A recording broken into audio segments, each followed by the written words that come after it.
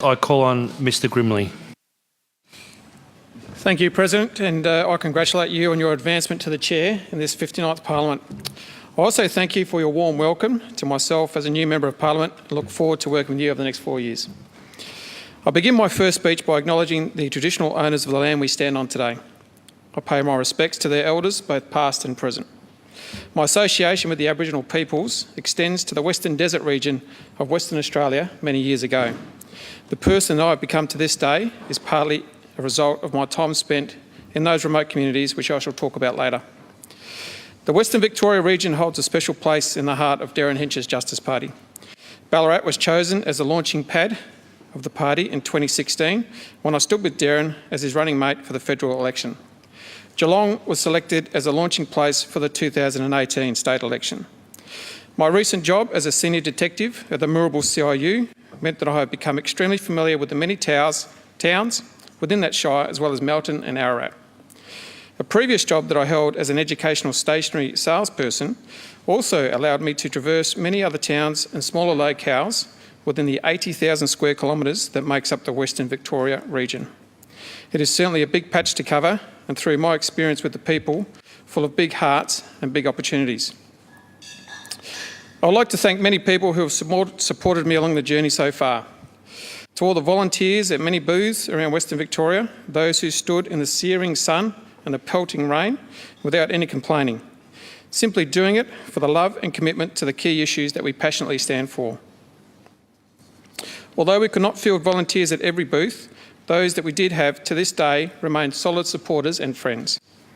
In particular, to my cousins Scott, to Rob and Deb at Bacchus Marsh and Melton, Kim at Colac, Christian, Daryl and my mother-in-law Anne at Geelong, Jeanette at Torquay and Marion and Sarah at Ballarat, Elsie at Corio and also my dad Jim, who manned the booths no matter what the conditions every day, as he believed so much in what his son was standing for.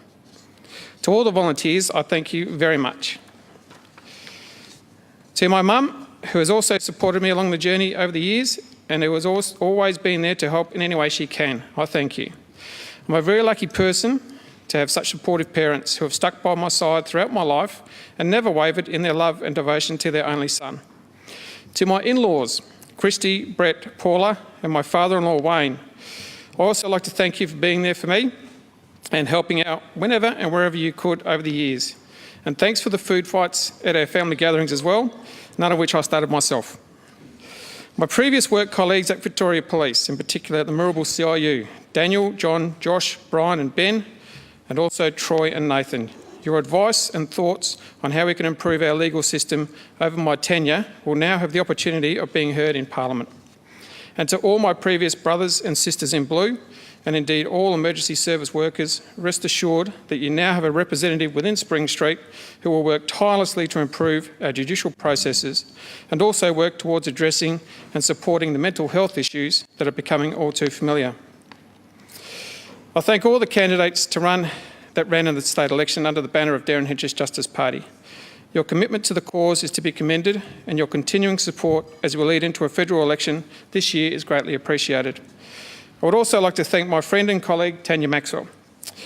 Like myself, Tanya has also been with the party for many years and was selected as a candidate from her commitment for tougher sentencing and more support for victims of crime, something of which I know both of us will continue to push as new members of Parliament. Thanks, Tanya, for your support and loyalty, and together we're going to make a formidable team in this House. We have a leader and founder of the party, Darren Hinch, a man of conviction, some may say too many convictions. It is well documented that Darren has completed many periods of detention for standing by his beliefs for the betterment of the community.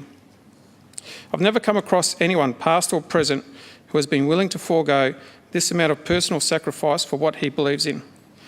I thank Team Hinch, in particular Annette, Ruth, Glenn, Clinton, Carly and Zoe, for your support and loyalty towards myself at all times. Without all of you, I wouldn't be in this position. Darren, your friendship towards myself and my family over the years has been warmly welcomed. We've always had great respect for each other, and your loyalty towards myself is much appreciated. Last of all, and most importantly, I thank my wife, Mandy, and my two kids, Michael and Brianna. Mandy, you're my rock and the love of my life. How you put up with me, I do not know, and I'll never understand. I'm the proudest father of my 2 kids. They've been through some tough times and have come out the other end with strength and, most importantly, a great sense of humour. Despite going to a Christian Brothers high school in my younger years, I've never been a religious person. My family is my religion. I look to them for guidance and support. Instead of church, our Sundays are spent together, enjoying each other's company with the occasional barbecue or game of Monopoly. However, I'm always reminding my children that just because I or we do not believe in religion, that doesn't mean that our views are better than anyone else. Your religion or race or sexual orientation does not define you as a person and does not make you a better or worse person than anyone else. We're all the same, we're all human, and we all share this one world we have. I've been fortunate to have had a happy and healthy upbringing as a child. I spent my first 12 years in the much maligned suburb of Elizabeth in South Australia, where we as kids made the most of our environment by exploring, playing sports and trying to stay out of trouble. It wasn't long for trouble to find me, and I soon found myself in the back of a police car after being caught trespassing on a building site with my friends. Even though my friends ran away when the police came, I stayed. Maybe because I wasn't too sure if what I was doing was wrong, or maybe I knew that running away wasn't the right thing to do. Regardless, I was taken back to my parents' place, and by that stage I was petrified. Yes, back then, kids had a distinct respect for the police, something of which is sorely lacking nowadays. Anyway, I think my parents saw the writing on the wall and a move was on the cards out of Elizabeth and off to Geraldton in Western Australia, where I was to complete high school. I've often said that had I not been taken out of that environment, then maybe I would have ended up on the other side of the thin blue line. The move away to a new state, a new school, and away from my friends was tough to begin with, but I soon had a new bunch of mates to hang out with, and by the end of high school, I had discovered the beauty of the beach and a beer. It also meant that I spent more time surfing than studying, and my grades may have suffered as a result. My tertiary entrance score meant that I was ineligible to attend university, even though at that stage I still had no idea what I wanted to do with my life. It wasn't long after year 12 that I decided to move back to South Australia was on the cards, and it was there that I somehow got word that a tertiary entrance score in WA was worth more in South Australia. How and why I do not know, but it meant that I was able to begin a course at Uni SA, a Bachelor of Arts in Education. After completing 6 months of that course, I was able to transfer to a university in Western Australia. Where there's a will, there's a way. From there, I completed a teaching degree and became a pretty decent teacher. But my first job was in a challenging environment, to say the least, the Western Desert. Getting your first full-time job as a teacher is a pretty exciting time. Knowing that your accommodation in the desert consists of a caravan parked at the back of the school with a toilet and shower some 50 metres away definitely took the gloss off the great news. I use the term caravan loosely, by the way. It was more of a metal box on wheels with a bed big enough just for my legs to hang over the edge. As a wide-eyed and ready to change the world young fella, this made the experience a little more challenging, to say the least. To top it all off, I was told that it was a dry community. I recall saying something like, "Of course it's dry, it's a desert." Imagine my surprise when I was informed that by dry they meant no alcohol. You could have knocked me down with a feather. This is a place where the temperatures can reach above 50 degrees. And as a 23-year-old at the time, I never knew such places existed. Anyway, my body seemed to respond well to the zero alcohol during the school term, and my teaching career was off to a flying start. I loved the job, and I loved immersing myself in a new culture and meeting many wonderful people. It was all English as a second language, and I soon became familiar with many of the common words of the Ngarrindjara dialogue. The first of which were the swear words, of course, as these seemed to be the most commonly used in the classroom when I first started. It was also during my tenure as a desert teacher that I experienced the impact and frequency of abuse suffered by children, as well as domestic abuse suffered by many families. At times I felt helpless, even more so as the nearest police station was over 3 or 4 hours away. Maybe this is where I began to learn how to communicate with people under extreme duress, something of which became invaluable to me as a police officer. I often reflect back on my time in the Western Desert and have come to the conclusion that I've learnt more from the Indigenous peoples than what I could ever teach them.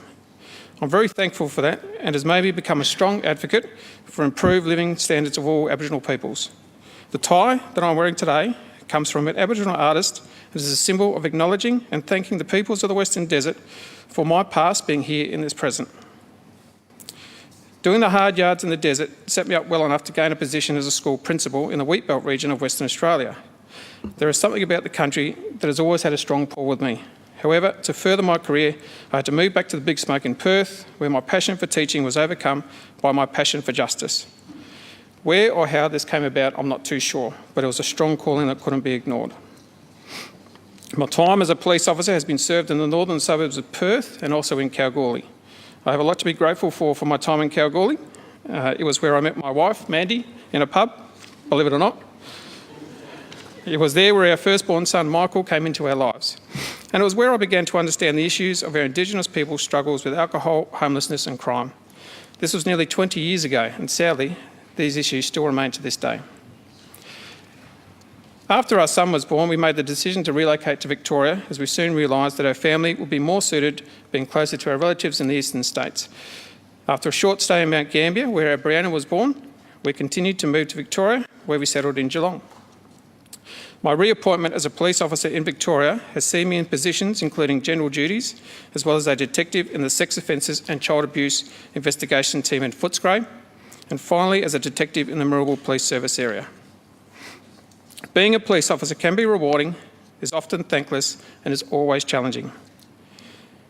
It is a job where you will see what the worst of humanity can deliver, yet at the same time it is a job that can deliver justice to people so desperately seeking it. It has been a job where I have talked people out of jumping off the Westgate Bridge, where I have comforted a dying young man trapped in his car after an accident, where I've supported family members following the sudden and unexpected death of a loved one, and where I've trawled through thousands of child abuse images on a pedophile's computer trying to identify victims while categorising the images on a scale required for prosecution.